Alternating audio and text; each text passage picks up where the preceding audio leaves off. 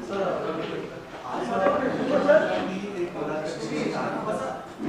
देवेंद्र फडणवीस यांनी दिलेल्या मुलाखतीमध्ये शरद पवार यांच्या कार्याचं सांगितलं आहे. इतकंच नाही तर दुसरीकडे अजित पवार आणि एकनाथ शिंदे यांच्यामध्ये संवादही नसल्याचंही त्यांनी कबुली दिलेली आहे.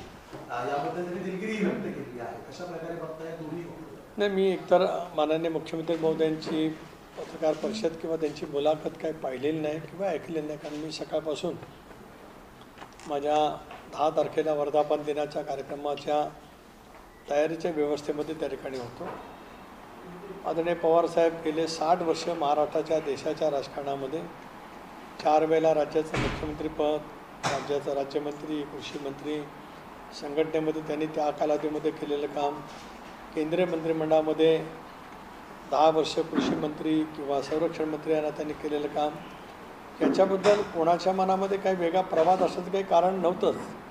राजकीय भूमिका आमची वेगळी आहे, देवेंद्रजींची राजकीय भूमिका आहे, पवारसाहेब एक राजकीय भूमिका घेऊन काम करत आहेत. अशा वेळेला महाराष्ट्राच्या संस्कृती जी आहे त्याच्यामुळे देवेंद्रजींनी पवारसाहेबांच्याबद्दल प्रशंसोद्गार काढले असतील तर ते योग्यच आहे. त्याच्याबद्दल काय वेगळा भावगा कोणाला वाटण्याचं काही कारण नाही, वेगळे निष्कर्षही काढण्याचं काही कारण नाही त्याच्यातून. दुसरा मुद्दा, एकनाथराव आणि अजितदादा यांच्यामध्ये संवाद नाही असं देवेंद्रजी म्हणालेत असं आपण म्हणतात. मी ते ऐकल्याच्यानंतर मी त्याच्यावरती प्रतिक्रिया देईन. दोघांशी माझा दोघे असे आहेत की दोघांशी इतका संवाद माझा त्यांच्याशी होत नाही किंवा दोघांशी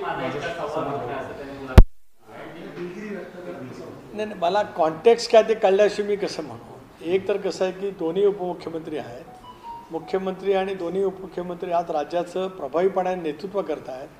देवेंद्रजींनी 5 वर्ष राज्याचे मुख्यमंत्री म्हणून उत्तम काम केले, कोएलिशनचे गव्हर्नमेंटचे मुख्यमंत्री म्हणून त्यांनी काम केले, त्यामुळे त्यांचा संवाद आहेच नेहमी. पण इतर काही बाबीच्या संदर्भात ते काही बोलले असतील तर त्यांची मुलाखत पूर्ण ऐकल्याच्यानंतरच मला त्या बाबतीमध्ये बोलता येईल. जसं कल्ले यांनी आता थोड्या वेळ वक्तव्य केलेलं आहे की शरद पवार गटानं अजित पवार गटामध्ये आता विलीन व्हायला पाहिजे, कारण अजित पवार गटाकडे पक्षाचं चिन्ह आहे, पक्ष आहे, त्यामुळं शरद पवार गटानंच आता विलीन व्हावं. आता आठवले साहेबांनी काय सल्ला द्यावा त्याच्याबद्दल काही मी बोलणं उचित राहणार नाही. विलिनीकरणाच्या मुद्द्यावरती मी स्पष्टपणाची भूमिका मांडली की असा कुठलाही प्रस्ताव राष्ट्रवादी काँग्रेस पक्षाकडे आलेला नाही, तुमच्या विचारार्थ त्या ठिकाणी नाही. आम्ही एनडीएमध्ये आहोत, एनडीएमध्येच राहणार आहोत. या भूमिकेशी ज्यांना समरस व्हायचं असेल किंवा या भूमिकेबरोबर वाटचाल करायची असेल त्यांचं जरूर पक्षामध्ये स्वागत राहील, पण विलिनीकरणाचा मुद्दाच नाही. या विलिनीकरणाला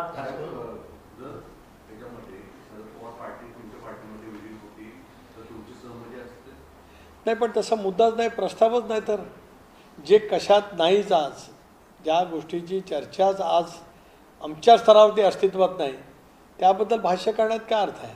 काही अंतर्गत विरोध आहे विलिनीकरणास असं म्हटलं जात आहे. खास करून तुमचं आणि प्रफुल्ल पटेल यांचं नाव घेतलं जाते की या विलिनीकरणाला या दोघांचा विरोध आहे अंतर्गत. एक असं आहे की ज्या क्षणापर्यंत विलिनीकरणाच्या प्रस्तावाचा साधा विचारही समोर आलेला नाही किंवा त्याची चर्चाही ग्रुपमध्ये नाही तर त्याच्यामुळे विरोध असणं, अनुकूल असणं, प्रतिकूल असणं असा काही प्रश्न उद्भवत नाही. फक्त मी सांगितलं की जो प्रस्ताव नाही त्यामुळे आज विलिनीकरणाचा प्रश्न नाहीच. एक भाग आयडिओलॉजिकली आज आम्ही आमच्या मूळ विचारधारेच्या सोबतच एनडीएमध्ये सहभागी आहोत आणि एनडीएमध्ये सहभागी असल्यामुळे एनडीएमधलाच आमचा पुढचा राजकीय प्रवास एनडीएच्या सोबत देशाचे कणखर पंतप्रधान नरेंद्र मोदी साहेब, अमितभाई शाह यांच्या नेतृत्वाखाली त्या ठिकाणी होणार आहे आणि त्याच्यामुळे त्यामध्ये बदल होण्याचं काही कारण नाही. एक, राष्ट्रवादी काँग्रेस पक्षामध्ये 14 सालापासूनच मी वारंवार माझ्या वेगवेगळ्या मुलाखतीमध्ये बोललो, माझ्या अनेक भाषणामध्ये बोललो. आम्ही हा निर्णय घेईपर्यंत अनेक वेळेला भारतीय जनता पक्षाबरोबरती सरकारमध्ये किंवा सत्तेमध्ये किंवा सोबत जायचं अशी चर्चा अनेक वेळेला झाली होती. अनेक प्रसंग निर्णायक टप्प्यापर्यंत पण पोहोचले होते, परंतु तो निर्णय त्यावेळेला होऊ शकला नाही हे मी अनेक मुलाखतीमध्ये स्पष्ट केले. त्याच्यामुळे आज आम्ही घेतलेली भूमिका आणि त्याच्यामध्ये विलिनीकरण हे 2 ध्रुवावरचे विषय दिसतात.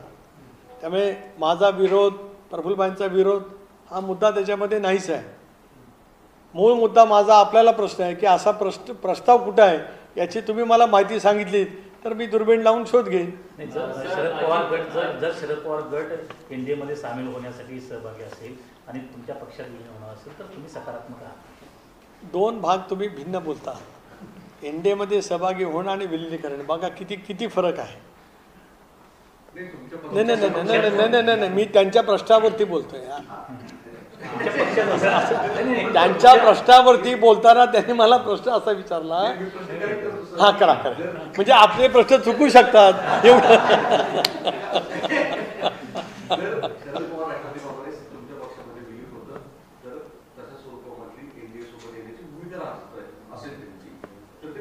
कारण की शेवटी प्रदेश अध्यक्ष तुम्ही आहात, तुमचा पार्टीमधला एक फार मोठा आहे, तुमच्या शब्दाला किंमत आहे, त्या सगळ्या पार्श्वभूमीवर हा प्रश्न. नाही, माझ्या शब्दाला किंमत हा भाग वेगळा.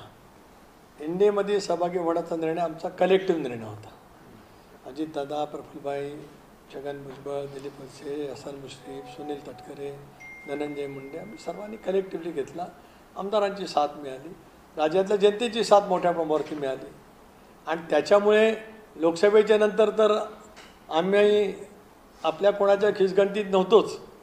आपल्या म्हणजे एकंदरीत सो कॉल जे काही त्यावेळेला बोललं जात होतं त्याच्यात 5, 6, 7 वगैरे वगैरे वगैरे 9 नाही 5, 6, 7 त्याच्यामुळे आम्ही परिश्रमपूर्वक जे काही मेहनत द्यायला घेतली, जनस्वराज्य यात्रा काढली, त्याच्यातून समजा महाराष्ट्रामध्ये वातावरण तयार केलं, लाडकी बहीण योजनेची अंमलबजावणी झाली, वेगवेगळे निर्णय त्या ठिकाणी झाले.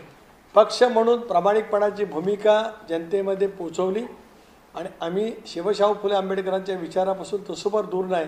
हे मे अभय कृषी उद्योग आराध्य ट्रेडर्स कराड 38 वर्षाची विश्वसनीय परंपरा. आमच्याकडे शेती उपयोगी सर्व साहित्य मिळेल. कीटकनाशके, बी बियाणे, खते तसेच बॅटरी पंप, HTP पंप, हात पंप, टोकन यंत्र, सायकल कोळपे, ताडपत्री, कडबाकुट्टी, हाऊस पाईप, पेट्रोल पंप, अर्थफोगर, drip injector, water pump, grass cutter, chainsaw, weeder, headlamp तसेच सर्व साहित्यांचे स्पेअर पार्ट मिळतील. आमचा पत्ता 5 नंबर गेट समोर, कृष्णा बँके शेजारी, शनिवार पेठ, मार्केट यार्ड, कराड 415110. संपर्क देशमुख बंधू 8600771123 आणि 9527629625.